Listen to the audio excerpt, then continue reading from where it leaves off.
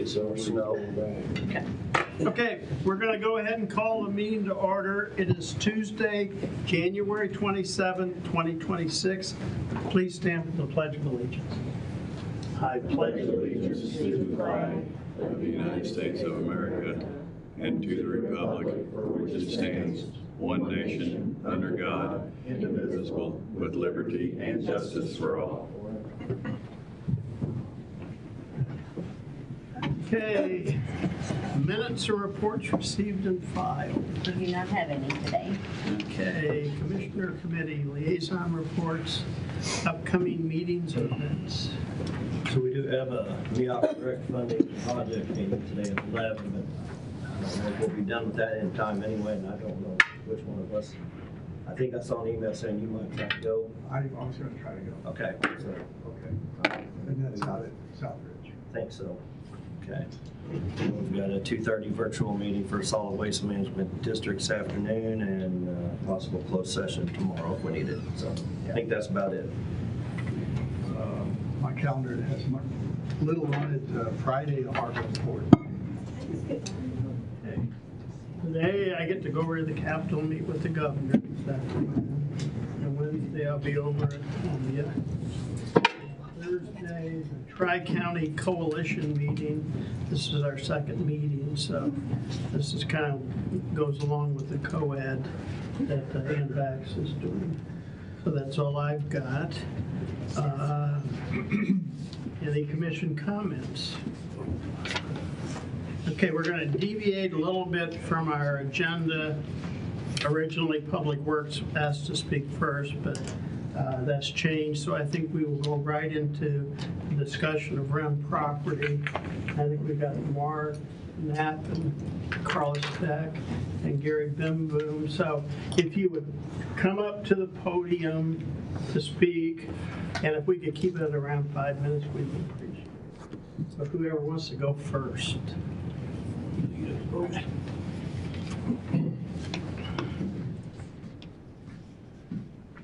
Well, most of you know who I am because we've been here a couple times lately, but for those that don't, my name's Mark Knapp, and I'm one of the beneficiaries of the Lawrence and Mary Wren.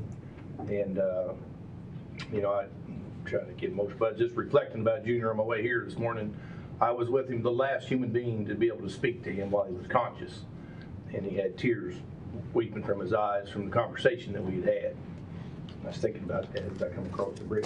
But anyway, thank you for letting us speak. And again, I'm one of the beneficiaries of Junior's and Mary's trust. And with respect, I know you guys got a lot going on. There's a lot of things you have to take care of. But this is a matter different because the next step is irreversible. A sale on February 7th can't be undone. Cleanly after the fact. That's why we're asking for a short pause so the county can verify the controlling trust instrument before anything permanent happens. The park wasn't an abstract idea on paper. It was a real gift intended for the citizens of Cole County. The community's been trying to honor that intent, and we're not here to attack you guys. We're here to ask you to help correct the course while you still can. The term trust but verify come to mind for me this morning. I know these guys serve on your committees. You hang out in the coffee shops together. It's a small community. And I'm sure you feel, that probably may feel that they're being forthright, but again, trust but verify. In the last week, we've discovered some serious conflicts in the pages of the trust, in which I'm sure you're aware of, it's including in sections 3.5 and 3.51. There's two different versions. Junior had given me instructions when something happened of, with the keys to a little safe that he had in his apartment, and then also where he kept his Edward Jones statement. So upon his passing, me and his two nephews went over there to, gather those few things, knowing that the trust was supposed to be in charge. They're going to be taking care of everything, but Junior told us to do that. And you can see that's still his yellow envelope, and I'd say it's from 2001, because you can tell by the color of the paper in the original trust that it's the original one. In 2019, when that amendment was made, it's in there, and it's been notarized, and looks legit. but there's a couple floating pages, and there's no amendments or no reference to, like the other one, where it's been amended, and here's where they did it, and here's where they all signed, and it was notarized. That's not in there. I'm not saying it isn't out there somewhere, but I asked the trust for a copy of that stuff, and they told me they didn't have to give me a copy. So anyway, I mean, that's a big deal, to be able to verify the things that are in there. One of the other things that it catches my attention in conversations with you guys and Eric Landwehr is that they have alluded that there was, as if there was a minimal amount of money in the trust. Not that there's money there and that we just don't think it's wise to spend it this way. They have alluded as if there wasn't much money in the trust. And as you guys know, I sent you a copy of his Edward Jones statement on the month that he died, and he had over $3.2 million in an account. And I'm pretty sure of some other funds in a money market account, but I didn't dig through everything to verify it when he died. But he always told me where the Edward Jones stuff was at. Again, trust, but verify. In the last week, okay, we covered that. So today we're asking for one practical step. Within 24 hours, we're asking you to initiate a voluntary pause with the trustee and its agents in regards to the case and the case number to stay the sale on February 7th, long enough for authentication and a clear record. If you do that, you're not taking sides, you're doing what responsible government does. You protect the public record, you verify the controlling document, and you prevent irreversible harm. Again, trust, but verify. There's too many things that haven't went down, from like the advisory committee. Those things never happened. In my opinion, we've also sought some legal counsel that you do have the power to request the court to stop the thing and look into it. Trust but verify. Guys, there's a lot of eyes on this, and there's a lot of people. You guys are elected officials, and Jenny's, the Daisy Farm has been, being a center place for us to have a social media presence. She sent a thing to us this morning. That page has had over 216,375 views in the last 28 days. She's got one video there on this RIN deal that's had over 15,000 views. So guys, there's a lot of people. I'm hit at church and little mobs, little ladies and stuff like that. We're just asking you to do the right thing. We're a faith-based group, and I think we live in a faith-based community. I'm going to share one little thing. Proverbs 3:27 says, "Do not withhold good from those to whom it is due, when it is in your power to do it." And I'll quit. Carl. Thanks, guys. Thanks, Mark. Carl.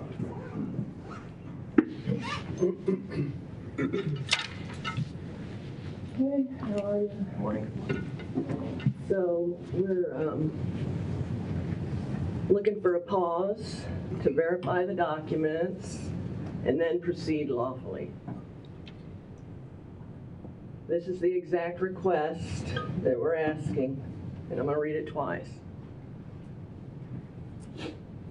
Direct staff to request a 60-day voluntary pause of the February 7th sale from Hawthorne Bank and its agents, Wheeler Auctions and Real Estate, Cole County Abstract, and any broker title agent confirmed in writing within 24 hours. So tomorrow morning, we want to know if you've proceeded with that voluntary pause that the bank can do.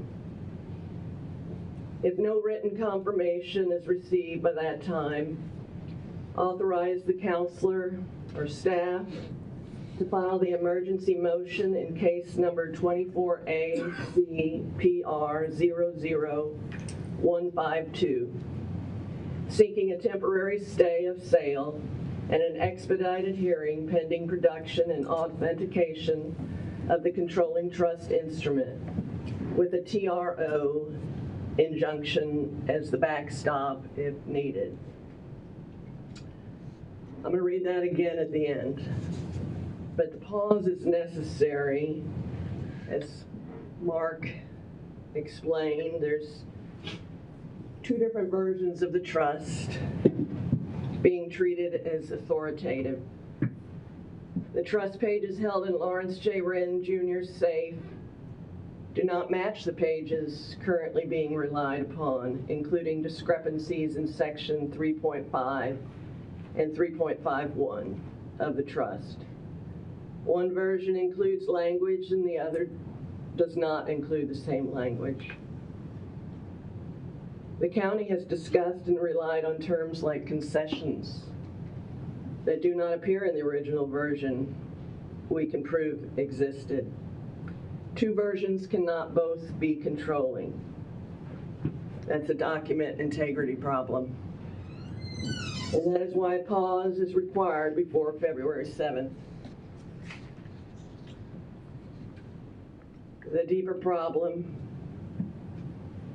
is a mistake was made in how this trust was taken through probate.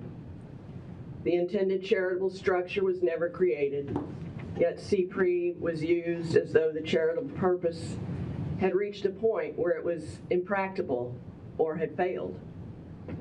Then liquidation and discretion became the outcome. We reviewed Harry's motion on the video, and that was one of the first things we thought, that he corrected what the attorney wanted him to say, and what he said we don't believe should trigger what is happening right now. And I thank you for clarifying your motion, Harry, that day. So if you were misled, that is exactly why you must act now. If you were mistaken, that is exactly why you must act now.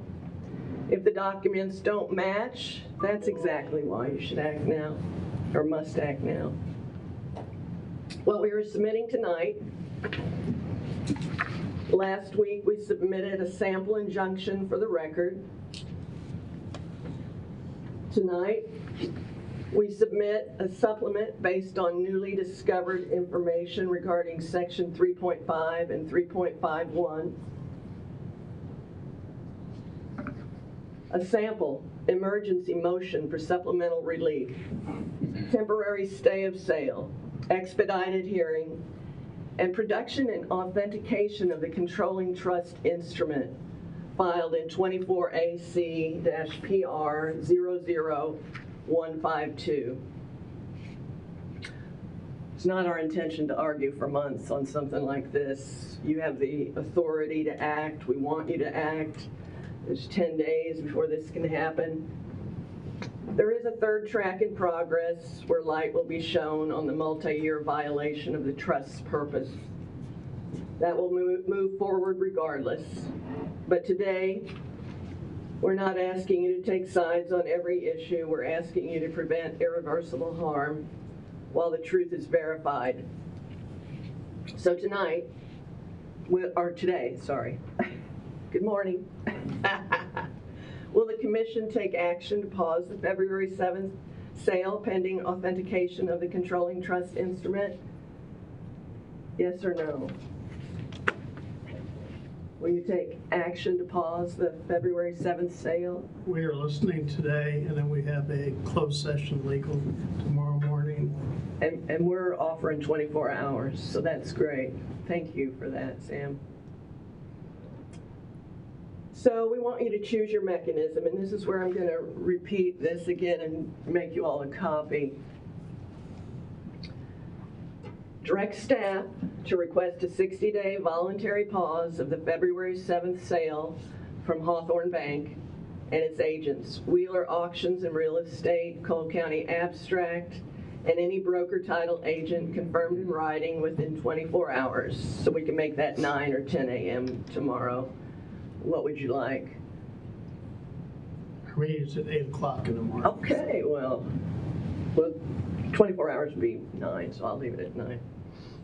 If no written confirmation is received by that time, authorize the counselor or an outside counsel to file the emergency motion in case number 24 AC-PR 00152, seeking a temporary stay of sale and an expedited hearing pending production and authentication of the controlling trust instrument, with a TRO/injunction as the backstop if needed.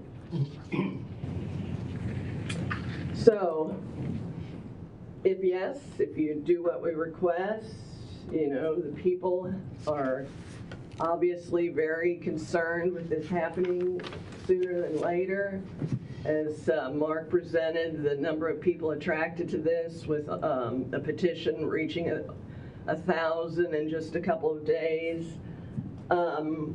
If you don't, I want to make sure you know what you're doing. You're choosing to let an irreversible sale proceed under disputed authority after being placed on notice. And that will be the record. Anybody have any questions? And you have this for the record. Thank you. Thanks, Thanks, Carl. Carla. Gary Bimbo. Hello. Morning, Gary. I'm going to come at a different angle here. I'm going to come and plead to you for the residents of the Western District of Cole County and say how important this park would be to us, to the families and everybody in the area. A lot of us knew who Junior Wren was, but didn't know him personally, like Mark and his nephews and things like that, but he wanted this to happen. And what we're trying to do today is help you guys right a wrong by our group getting together. We've had several meetings, and we know that you did not have the right information when it was presented to you, but we're trying to help you to make this right. So hopefully within 2 years, we're going to have a park in the western part of Cole County instead of a subdivision or something like that. So basically, we're pleading, asking, begging that you guys help us in this today if you can. And anything you can do to help us. Time is running out. February 7th is the sale. Government doesn't work quick. Attorneys don't work quick. So, I mean, if you can do something to help us, we would really appreciate it. And we've got several people in the group here today. If you have any questions about anything other than, something that wasn't brought up, we would be glad to answer anything you have. So, any questions? Nope. You guys are going to do the right thing. We know it, and we appreciate everything you've done for us. Thank you. Thank you. Yeah, we'll take this under advisement. We have a meeting bright and early. So before I left, we had some emails went back and forth. I say I did. And we had a meeting with the bank to talk about it. And I feel like that was us asking them to voluntarily postpone it or let's get something together. It was in closed session at 4 o'clock the day before I was leaving for vacation. So, I mean, we were trying to go up till the 11th hour. I'm probably not going to vote to pay an attorney to go and file an injunction, which I think is what Carla was asking on 1 and 2. But I do understand there's a third track kind of in progress, and I'll help however I can with that. I think that's more in the Friends of Friends power there to go that route. So I don't mean to just put a cloud on your day. That's kind of where I'm at with it. I don't know if we filed an injunction, if that's even going to make the bank even want to talk to us then. I mean, they still have sole discretion over how the money is spent.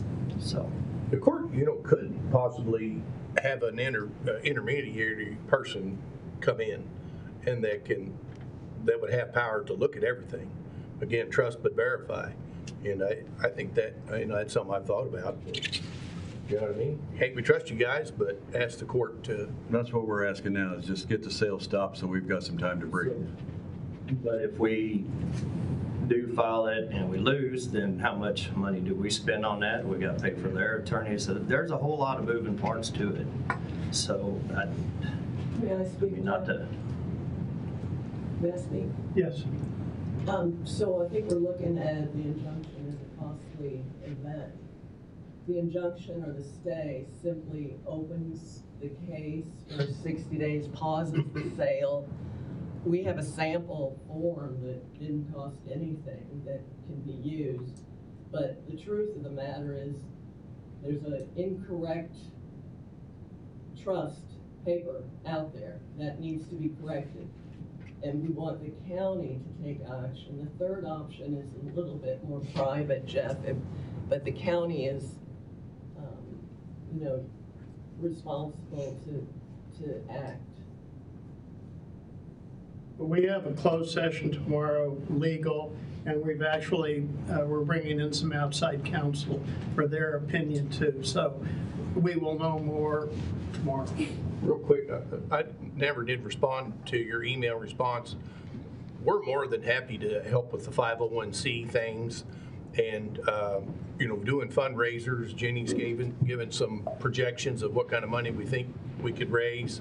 That's without really, getting it out there. But, really, according to the trust, if it was being followed as it reads, the RIN's intentions were for an endowment to be set up for the future maintenance of the farm. So we shouldn't have to count on, the public to help finance the maintenance of.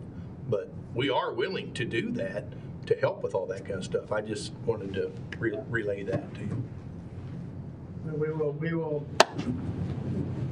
have it answered. Yes. In relation to the third track that's being talked about, that effort was. We had, people can't see speakers back. I'm Charles Steck, and I'm from Western Cole County. I ran cattle on that property for 20-some years. Anyway, in relation to the third track that's been mentioned, we started that effort late last week and was, just because we're kind of scrambling getting stuff together, but we do kind of have some things together that we want to make sure that we get in front of you all before you go into your closed session, without really elaborating on it. But we just didn't have it yesterday. We would like to have gotten it in front of you yesterday, but we have it now, and we definitely want to make sure that we'd just like to have, make sure that you all understand what our effort is. But we'd like you to see the document before we try to explain it. But anyway, we just, because of lack of time is why we're not completely ready on that issue. But we are getting really close. Okay, thank you. Okay. I just don't feel like having the county councilor request a temporary stay is going to change anything at all. And after the discussion with them, I think they know that if they wanted to do it, they could. If we were on a pathway to get something to agree on, I think they would do it on their own. And going to the court and asking them to do that, I think it wastes a lot of people's time there. Can I say one more thing? We understand that the people in Cole County, the young lady that's in charge of this now, has basically been dumped into a snake pit. We do understand that it's coming from the Kansas City main man, CEO, and we feel sorry for her because she's put in a predicament where she doesn't know, she doesn't want to start her career with this bank in a negative way, but we understand that. We're just trying to get everything open. So give us some time so we can do this. Can I speak, Sam? Yes. So I think we need to clarify what the injunction and the stay is, Jeff, because it's not about fighting at this point. It's about finding out, do we have the right paperwork? I looked at the injunction, or the consent judgment and the declaratory judgment, and it had reversed all kinds of words and had words from the second supposed trust paperwork that's out there. So really, these two options halt things while people can look at the files. It's not about a time-consuming thing for, we've pretty much done all your research so far for you, as a matter of fact. We're willing to share that. But I hope you'll get someone to educate you on what those two items are. And I would say you still need to talk to Hawthorne Bank because we have no legal claim any longer to the Wren Trust. We were removed from that in August of 2024. So I would encourage you to keep reaching out to Hawthorne Bank because Sam, you all are a party to the case. We're not a party to the case. That's why we're asking you all to intervene. We've asked you to ask Hawthorne Bank to halt voluntarily. If they don't, the other options are already in play. But it doesn't, if you decide not to open this file, we're letting a possible crime pass through. Other council has advised you guys do have the ability to do that. So maybe tomorrow morning they can shed some light. Yes, we will discuss that. So anyway, thank you all. Thank you for listening. We hope to hear from you tomorrow morning. Sam, who do you want to call tomorrow morning? Mark? Just for, we've asked you all to ask the bank for a voluntary pause. We've asked for 24 hours for you to do that. So we want to hear back if that's occurring. We will call Mark. Thank you. Carla, do you have the copy of what you were reading from about the? I can get you, I your can function have or whatever you scratches on want? it, so let me get you another one. Okay, if you had a clean copy of it. This one might work. You come to every meeting, you just came because I was here.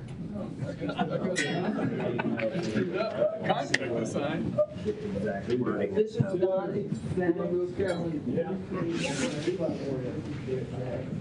what I read. It is the two ways to go about it. These I kind of added. The other stuff is fine. Yeah. I just wanted to see Yeah, but exactly that's what, it. Yeah, thank you. Thank you, Harry. Okay. These were two copies. Did you get a copy of this? Yeah. You got a copy?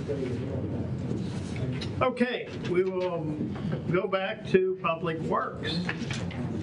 Approval of purchase for a Kubota SVL 75 skid loader. So we have a few different items that are in our 2026 budget, and the first here is the skid loader purchase, and that's a 75 series, so that's a little bit smaller machine. Some of our operations don't require the bigger machine that, of course, is more expensive, and so the crews preferred to go with this machine. It's with Crown Power and Equipment. It's on Sourcewell, and the cost is $71,714.41. The budget is $70,000, a little bit over, but you'll see later that some of the stuff is under, so net we're okay. So just need approval of this quote to purchase. Nothing cheap anymore, is it? I don't think it's as bad as what I thought it might be either. I know you had budgeted 70, but I wasn't going to be surprised if it was more than 71, so Right. that's not horrible. So. It's the government rate, so a private person is going to pay a little bit more than that. Usually it's opposite of that. I can usually get a hammer cheaper than the government gets. Depends on what kind. Okay, I digress. We just need to approve this, or since we have the, Just to approve the purchase of it. okay, we don't have a contract or anything with it, It's so. just- yeah. All right, you're good, Harry. Okay, I'll make a motion to approve the purchase of the Kubota SVL 75 skid loader for $71,714.41. Crown Power and Equipment. Second. All in favor? Aye. Aye. Aye. Okay. Approval to purchase Bobcat D300S-9 forklift. Okay, so this is a new forklift from Bobcat. It's with Doosan, Bobcat of North America. They're down in St. Louis, and they're the dealer for the Bobcat forklifts in the state. We currently we're on our second state surplus forklift that's kind of on its last leg, and we've been limping the other one. The motor burned out. This one we got by chance. So we definitely need a forklift around the shop and in the yard, and it was time to purchase a new one. So this we'll probably keep the old one just around for a little bit as long as it's still running, but this will definitely take us into the long-range future for a need that's definitely needed at the shop. So the price is $50,215.36. Budgeted amount was $48,000.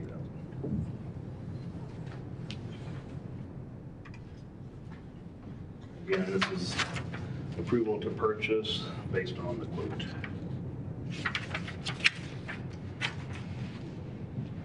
Here, Derek.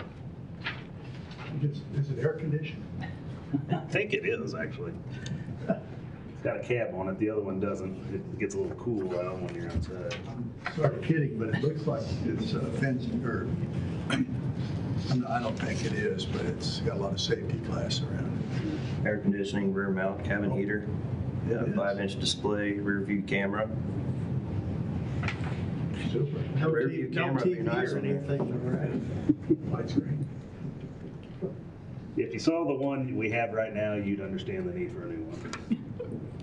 Believe it or not, some of them don't like having it air conditioned and heated. They want it open so they can see, because it gets, doors get dirty, you can't see, so. Yeah. This type of weather, it's guaranteed it's gonna be liked, so. We used to have forks on the skid loader and that was okay, but anymore now, these things do wonders around the shop. Okay. Make a motion to approve the purchase of the Bobcat D30S or D30S-9 forklift from Deuce and Bobcat for $50,215.36. Second. All in favor? Aye. Aye. Aye. Okay, are we going to discuss the half-ton pickup today? Just real quick, we couldn't confirm that the vendor is on mobiles, so we're gonna have to wait a little bit, and if that doesn't work out, we'll have to go with a different vendor. But we have to have cooperative procurement in order to move forward, so we don't have that verified now, so let's table this one. Okay. All righty. Then we will go to accounts payable review. There it is. Send our auditor on vacation and we don't do it. Okay, mileage discussion. Okay, this was brought up, I think, by Christie to you all, indicating that we were lagging behind once again. I apologize, I'm the one that dropped the ball on this in July. In January, we voted to match the state's rate, which was 65.5. They always up theirs on July 1. So I failed to check it on July 1 and let you all know that they had changed it to 70. I did check this morning and the IRS has raised theirs again. The state will likely raise theirs, but I think the ask right now is to raise us from 65.5 to 70 and then visit it again when the state increases theirs July 1. 70 cents per mile. What are we, what is We're our? at 65.5. Okay. And the ask is to go to 70. 70, and that matches, that is the state reimbursement rate right now, and the IRS as of 1/1/26 went to 72.5. So I anticipate July 1, the state's going to go to that 72.5. But right now it is at 70, and for the last 2 years, we have tried to maintain similar rates as the state. And the health department is the biggest consumer of travel out of pocket, I think, other than maybe you all. Did anybody in the auditor's office put a pencil to this? I know it's not a big, do you have any guesstimate as to what this costs the county to go above? Jay wasn't real concerned with it. He was aware of the discussion. Last year, I believe that the difference was going to be somewhere in hundreds, like less than 500. That's what I thought too. And I'm fine moving it up, but I would think I would just leave this as a budget time discussion, and, you know, we may be lagging 6 months behind, but I don't think that's a big deal, unless somebody has some heartburn about that. But I just think when you talk about this at budget time, include that in that discussion. I'll make a note to check it before we start those hearings in September and October. Put it on July 1st calendar and see if the state changed theirs, and do it mid-year. Yeah, I'll monitor it better this year. So are you against changing it at all now? No, I'm fine. I think Okay. I'm just kind of looking at it as a January 1 to January 1 instead of changing mid-year, because we'll know when we do budget what they were at in July, and We'll If we'll it's not probably significant. always lag a bit, just because we're on the different fiscal years. I'll make a motion to change our reimbursement rate to 70.0 cents per mile effective immediately. Second. All in favor? Aye. Aye. Thank you. Thank you. Okay. Fiscal year 25 equitable sharing agreement and certification, the annual report.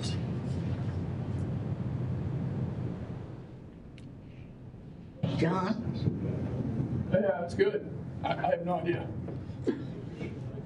I have no idea. I asked that you table that to the next one because I don't have a clue. Betsy sent that to the commissioners.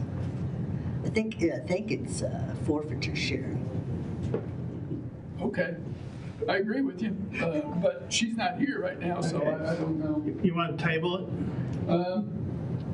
Since you've already been sent and she has approved it, I would ask that you go ahead and approve the equitable sharing for 2025, and I can bring that up here for signing later. I don't know if it's going to affect anything if we wait a week. I'm going to have Betsy just send you to your room. So, I'm good with that. do you have the email or do you know? I can go look. I don't know. I may have it. Let me check. We ask you one thing, Sheriff, one thing. I even turned it to and said, "Hey, is this yours?" And he goes, "No, I think it's me." Let me know to sit next to you next time. Larry says it's good. You've been out in the cold too much, you know, they said that the frostbite and everything can affect your. It is too much.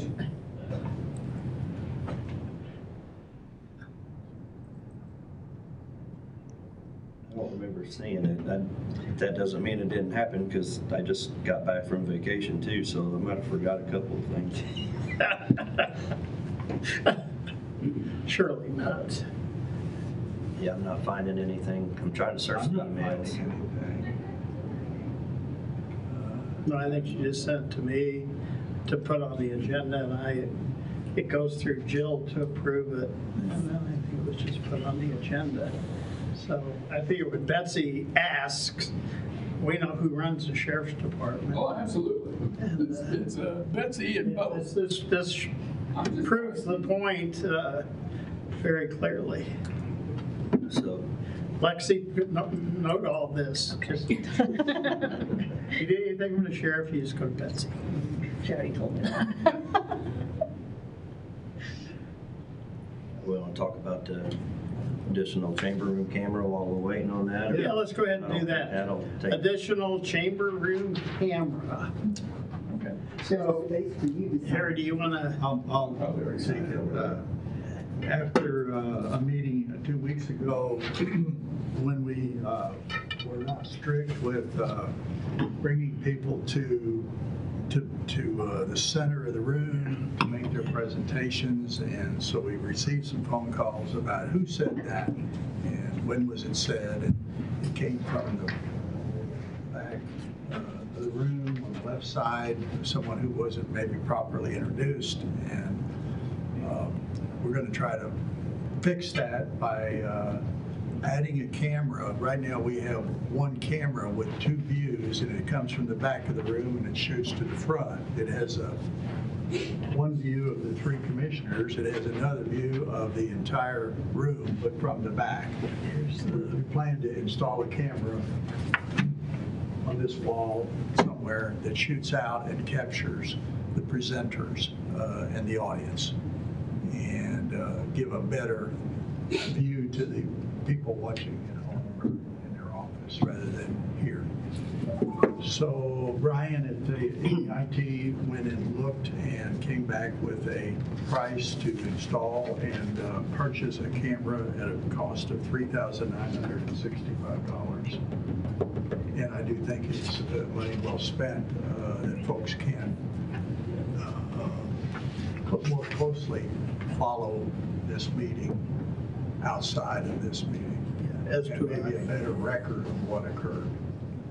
Not maybe, it will be a better record. And I do like the setup here. This works very well to have people come speak to us. So Sheriff might lose this podium just because of his. We've we're looking at seeing how much it is and get you guys one too, so I'll let you know about the cost. And it also films my best side if we put it up here. So, you know, that's another plus. Do we need to move the meetings back a little later so you can get your makeup done and stuff? I mean, You'll have to stand up for it to get your best side. Oh, wow. would you please come to the podium? I'm good with proceeding with it. I know Brian mentioned it earlier, and that was a reason for it, so. I'm going to make a motion that we purchase another camera for this room from Little West Music and Sound. Their proposal is camera installed for $3,965. Second. Okay. Any discussion? All in favor? Aye. Okay, now we have, So that's the audit and saying, I guess, where the final numbers were at, and we're approving that for the money that came in from certain different civil cases and such. I guess you'd be foolish to vote against something that has the word equitable in it, right? So, I make a motion that the presiding commissioner, who is the governing body head, it says it right here, who sign the FY25 Equitable Sharing Agreement and Certification Annual Report. Second. do we have any discussion? The sheriff can answer everything. I'm glad I got to the bottom of that. Hearing none, all in favor? Aye. Aye. Okay, we did the camera, so we will do bids and contracts, signing of the Interactive Data LLC for the Sheriff's Department. This is an investigation program that we utilize. We had, this is changing the one we had. This is budgeted already. We're changing vendors because of the cost and some other stipulations that the old vendor had. You actually signed this about a month ago for a test and evaluation. This is the actual contract that we're going to go ahead and purchase. It's going to be about $2,500, $2,400 a year. I'll make a motion to sign the Interactive Data LLC for the Sheriff Department. Second. All in favor? Aye. Okay. Renewal 2 of the electrical services. This is the second renewal with Meyer Electric Company. They proposed a 4.5% increase in pricing, and Greg said he's okay with that increase. Good. Make a motion to approve the second renewal of the electrical services contract. Second. All in favor? Aye. Aye. Aye. Okay. Do we have anything else to come before us? I was going to bring something up and put Mr. Larry Vincent on up to the podium if he would. And I had a question about the senior tax freeze and the renewals and new signups for the upcoming year, and I did not have the answer, so I was going to see if we have that nailed down and Somewhat nailed down. what we need to do, what our next steps The are. renewals, we hope to start the renewals on February 1st. Our software vendor doesn't have everything wrapped up yet, but it will start sometime in February for the renewals. A letter will go out to every current senior tax freeze participant. Just has 3 questions on there, pretty simple, and all they have to do is sign it and return that. For new registrants for the senior tax freeze, we're going to run that program from April to June 30th. Both the renewal and new will end on June 30th. So they have, for the new registrants, they've got 3 months to get the paperwork in. For the renewals, they'll have almost 5 months to get that stuff in. So. Okay. Thank you. And we request to borrow Lexi when we need her. as Yeah. as a condition of doing the renewals. Okay. Come sit by me, Larry. Thank you, Larry. I need protection. Yes, Eric. Just want to take a moment to commend my staff for the great job they did with the snow removal. Second. I was there the whole weekend, hanging out, moral support, didn't do a whole lot, caught up on stuff, which was nice. But it amazes me the work that they do and the conscientious efforts. I mean, they really take that seriously. Safety of our motorists in the county and our surrounding areas is really important. And they came in Saturday, I'm gonna say about 8:39, right 9 o'clock or so. Worked till 8 Saturday, came in Sunday at 5, and worked till about 7. And then came in early again Monday morning. And with it being that cold, we had breakdowns, that's normal. The colder it is, the bigger issue you have sometimes, especially with diesel gelling up and things like that. And so we had the number of different issues. We're very fortunate to have the central maintenance right there on site that can fix stuff just like that and get everybody back out. Didn't get a whole lot of complaints, which is good for a snow like that, as cold as it was and as thick and heavy as it was, but it pretty light. It cleared off pretty good Saturday. We really didn't use a whole lot of salt at all Saturday just because we knew it wouldn't work really well. I think the big thing on this one, and every snow is different, you can't assume too much going into it, so you kind of play it by ear, kind of play by play as it goes. But the sun that came out Sunday afternoon, coupled with a little bit of salt, really made a big difference. And then nobody was out and about. That makes a huge difference too. So we were able to get things cleared off and not have to worry about traffic. So all in all, it was a real successful event, and the staff really did a good job. They really did. Yes.